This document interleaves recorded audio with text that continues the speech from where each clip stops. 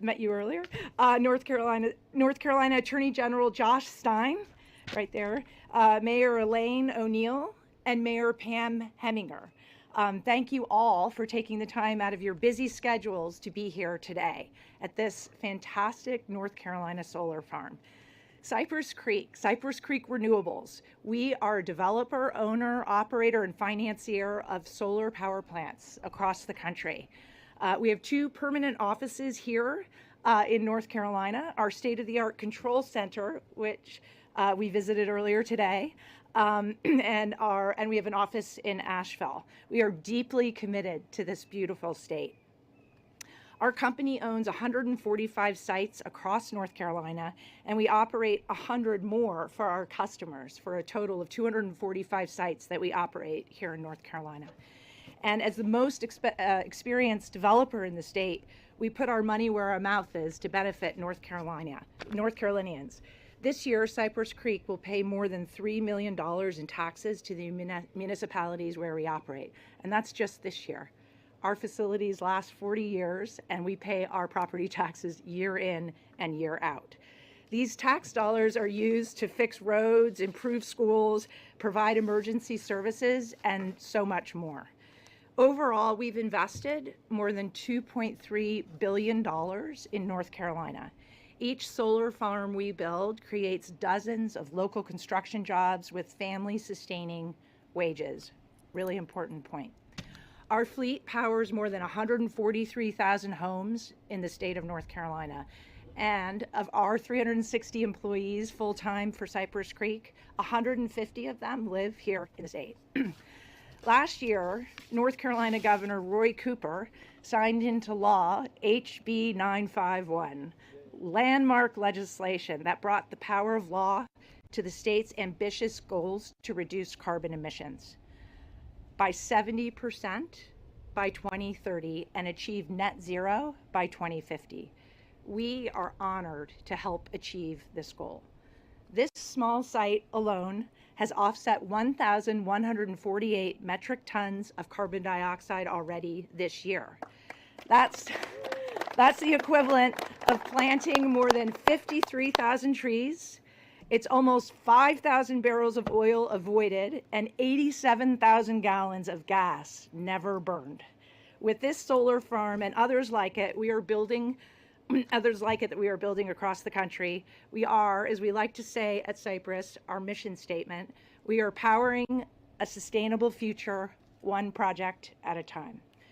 Earlier this year, Congress and President Biden made it clear that they are also committed to this mission for the future by signing into law the largest investment in American climate action to date, the historic Inflation Reduction Act, the IRA. To us, this act means lower energy costs for families across the nation. It means an increase in steady, good-paying and family-supporting jobs in the clean energy industry. It means safety and security through American energy independence. For North Carolina, the Inflation Reduction Act should further empower the North Carolina Utilities Commission to lean into achieving the state's carbon reduction goals by making the acceleration of near-term deployment of renewable energy and energy storage even more cost-effective. The deployment of utility-scale solar, currently the lowest cost to install of any type of energy, is paramount in achieving the goals set forth by North Carolina and by the Biden administration. As we face the potentially worsening impacts of climate change, war abroad, and the pains of inflation at home, legislation like the Inflation Reduction Act has never been more important. It means a more sustainable, brighter future for all of us.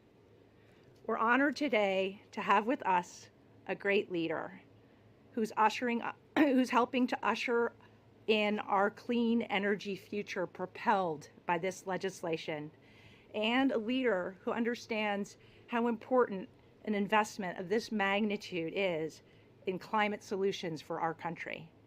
Please join me in welcoming the United States Treasury Secretary Janet Yellen.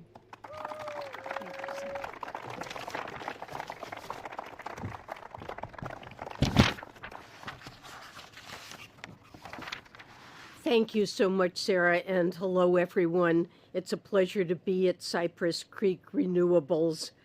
Solar projects like the ones developed here exemplify the promise of our clean energy future.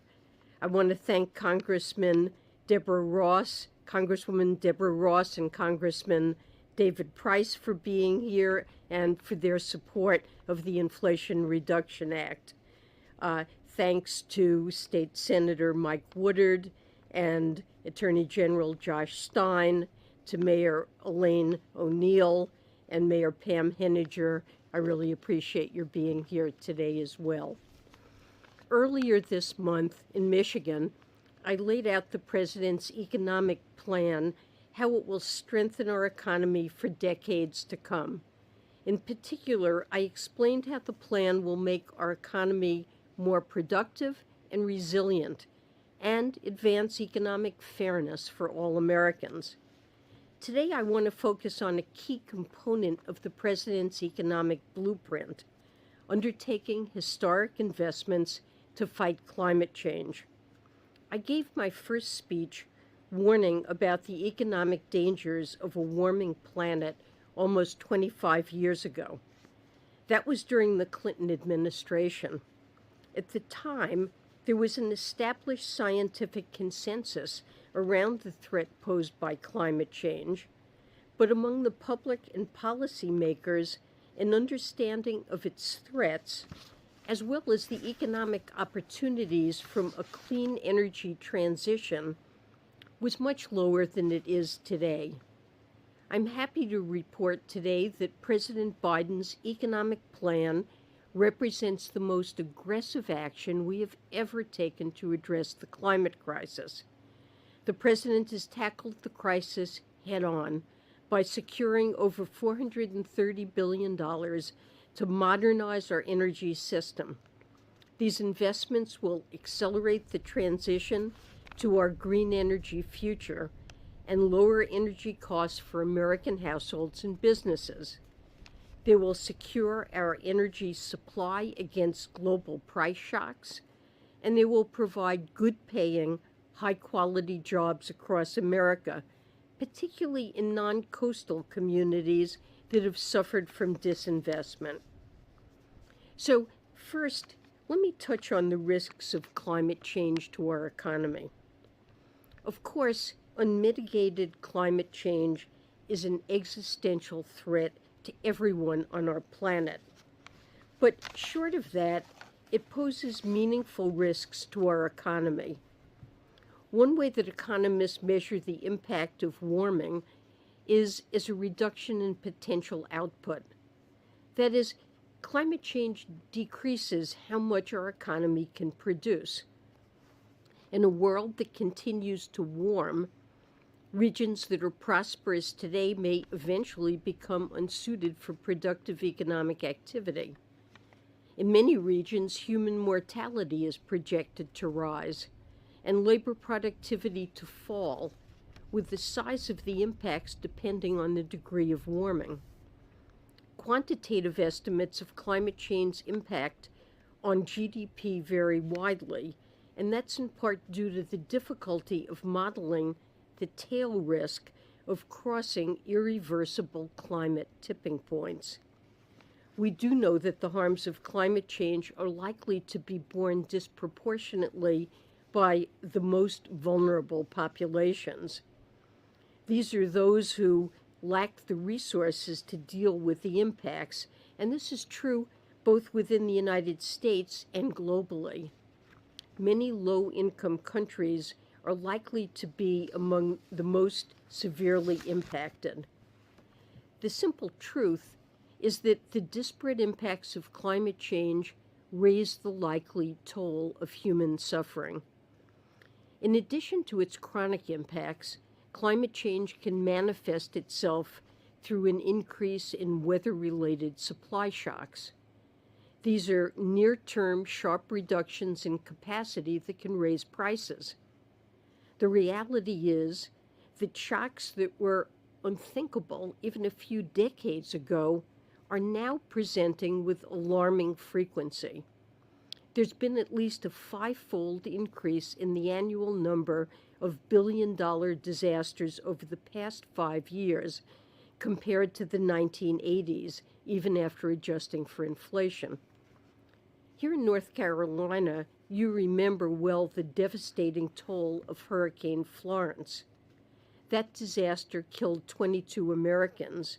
It led to $24 billion in damage and left 1 million North Carolinians without power. And over the past week, we have seen Hurricane Fiona's horrific impact on Puerto Rico. I know our administration is working hard with the Puerto Rican government to get aid to those who need it. These shocks are occurring around the world, and they often have global ramifications. As an example, severe droughts and floods across the globe have hurt grain yields, contributing to the growing food security crisis.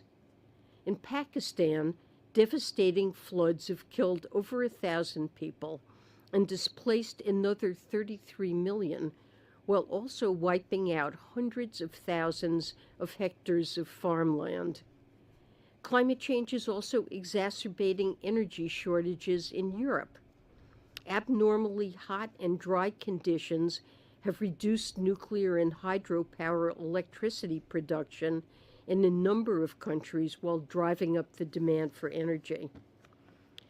Viewed through the lens of supply shocks, climate change can have a worrying effect on macroeconomic stability. Supply chain disruptions like the ones experienced during the pandemic, they may become commonplace. Businesses will likely increasingly need to invest in expensive climate change adaptation strategies, and households, too, will likely need to increasingly devote resources to everything from higher food bills to flood insurance, while potentially dealing with diminished health and higher mortality. And climate change presents a notable challenge for governments as well. Persistent frequent shocks will place more strain on the need for fiscal relief. It will also limit our ability to address it by shrinking our national resources. State and local governments may increasingly be forced to devote scarce resources to disaster mitigation, and that potentially at the expense of investments in areas like education and worker training.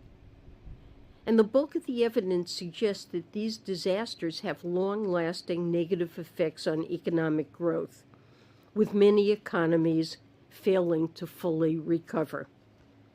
In sum, climate change poses a great risk to the productive capacity of our economy while also impacting its stability. To tackle these risks, we need to accelerate our transition to a clean energy economy. By doing so, we will also realize significant economic opportunities in high-growth industries while building economic resilience and creating good-paying jobs across the country. The President has called the 2020s the decisive decade to address climate change and avoid its worst impacts. To do our part, the United States is committed to reducing greenhouse gas emissions by at least half from 2005 levels by the end of the decade. We've made significant progress, and further powered by the Inflation Reduction Act, our plan puts us on a strong course to achieve that goal. A cornerstone of the Biden administration's approach on climate change rests on harnessing the engagement of the private sector. Specifically, the government must provide the basic foundations and the long-term certainty that businesses need to invest at scale and drive the transition toward a clean energy future. Our government has long provided incentives to mobilize private capital toward compelling economic and public policy objectives. Decades of government research investment spurred the creation of the Internet. Commercial and medical technologies that we take for granted, like MRIs and advanced prosthetics, they were supported by government throughout their development. And this approach extends to clean energy. In large part due to the concerted government investment, costs for key renewable energy technologies have already seen declines upwards of 75% over the past decade. But this administration understood that our existing system of programs and incentives were not sufficiently strong to help transition the economy at the pace that's needed to meet our climate goals, nor at the pace that's required to ensure that American industries and workers benefit from the transition to the maximum extent possible. Investors lacked long-term certainty because tax credits were subject to congressional renewal at short intervals. In the case of the tax credit for electric vehicles, it began to phase out once a manufacturer had sold 200,000 cars.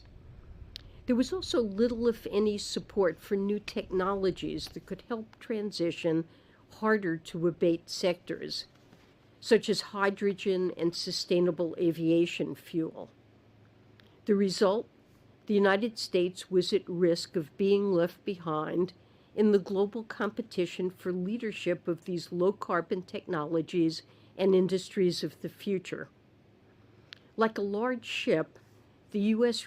economy requires a clear course to steer in the right direction. This means coupling long-term incentives for private investment with regulation across key sectors in order to accelerate innovation and expand the productive capacity of the economy. And that's what the Biden plan delivers.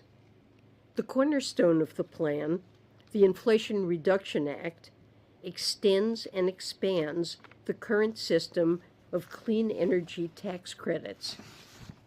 These reforms will provide greater long-term certainty for businesses on their returns on investment. The credits will also have greater reach. For the first time, nonprofits and state and local governments will be able to benefit directly from them. For emerging technologies such as clean hydrogen and carbon capture, the Inflation Reduction Act will jumpstart innovation and growth. For more established zero-emissions technologies, like the solar energy projects operated here at Cypress Creek, the law will sustain and accelerate progress that's been made. We also expect to see lower energy costs for families. The administration has launched a website to help Americans take advantage of a wide range of consumer tax credits. There are tax credits to lower costs for home energy efficiency improvements, such as better insulation and heat pumps, as well as new tax incentives for buying and installing energy-efficient air conditioners and furnaces in homes. But there's more. Beyond the consumer tax credits, we expect a significant mobilization of private investment into the clean energy sector.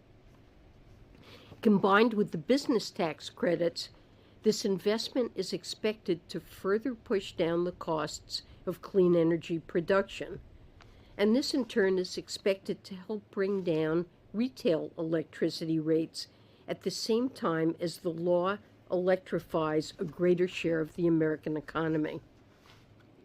Modernizing our energy system means modernizing our infrastructure as well. To accommodate new clean energy production and usage, the bipartisan infrastructure law is laying the groundwork for improvements and expansions of transmission lines. This work anticipates the potential need to triple the size of our electricity transmission systems by 2050. The infrastructure law also funds the first national EV charging system. It will make 500,000 chargers available across the country. Well, what does all this mean for our economy?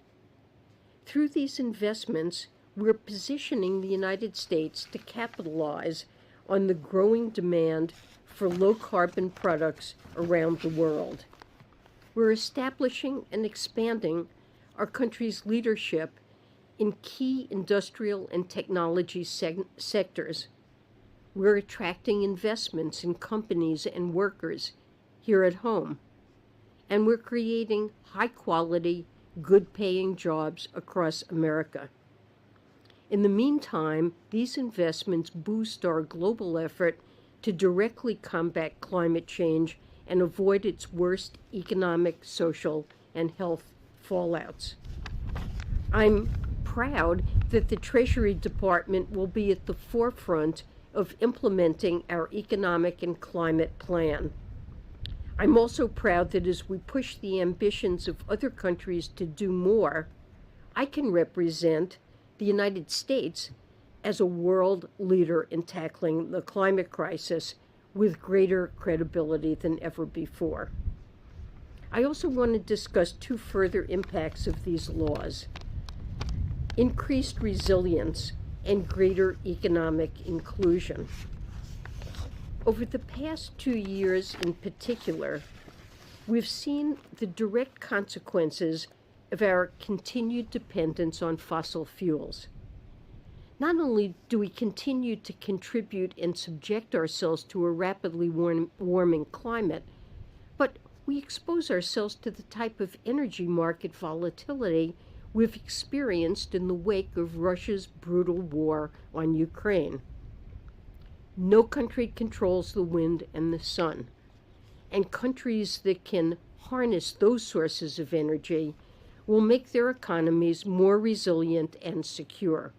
And that is exactly what we're doing with the Inflation Reduction Act. We're shifting our dependence to clean sources and away from the volatility of fossil fuels and the autocratic regimes that often control them. The law also incentivizes investment here at home in solar panels, batteries, and other key components of the energy supply chain. And this helps secure critical inputs needed to deliver on our clean energy future. Our plan also dedicates $50 billion to strengthen the resilience of our infrastructure against the increasing number and severity of extreme weather events. These investments will help protect America's farmers, homeowners, and communities against drought, floods, and extreme heat. And finally, our sustainable future must be fair and inclusive.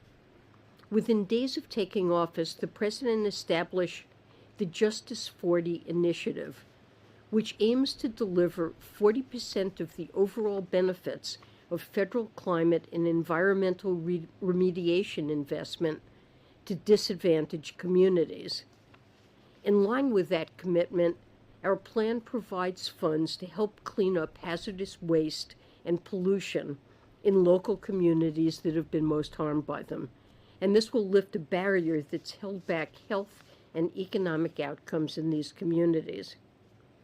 At the same time, our plan will spur new economic opportunities for cities, towns, and rural areas that have been overlooked. For too long, economic opportunity has been disproportionately concentrated on the coasts. But clean energy creates opportunities across the country. This includes non-coastal areas and communities that have been historically dependent on fossil fuel extraction. In fact, the Inflation Reduction Act provides additional tax incentives for businesses to invest in low-income and historic energy communities with strong labor standards as a key requirement. These new opportunities will add to the billions in federal investments that the Biden administration is already making in communities hard hit by coal mine and power plant closures. So, in sum, the transition to a clean economy has massive economic stakes for the United States and the world. We need to mitigate against the risks and capitalize on the economic opportunities. But there's a personal imperative to act too. It's often said that how well we tackle this crisis is a test of whether we can come together to preserve the planet for our children. But from what I've seen over the past few years, with the growing severity of the disasters that have struck the United States, this is no longer just about our children. Frankly, this is about us as well. The volatility of the planet that we live in right now and in the months and years to come. Treasury, the IRS, and other agencies across the administration are already hard at work to implement the Biden economic plan. In the coming weeks, Treasury will engage a broad spectrum of stakeholders on key provisions. My team and I will host a series of roundtable discussions to help inform our efficient and effective implementation of the tax credits. And we're working expeditiously to provide clarity and certainty so the law's climate and economic benefits can be felt as quickly as possible while providing effective guardrails to ensure that the benefits are delivered as intended. For decades, the world has been too slow to act, but strong action by the federal government is finally here. Where there's much more to do, I believe we now have a clear and robust plan forward, and I'm confident about the direction of the sustainable future that we're building together. So thank you very much. Look forward to be part of all of this with all of you. Thank you.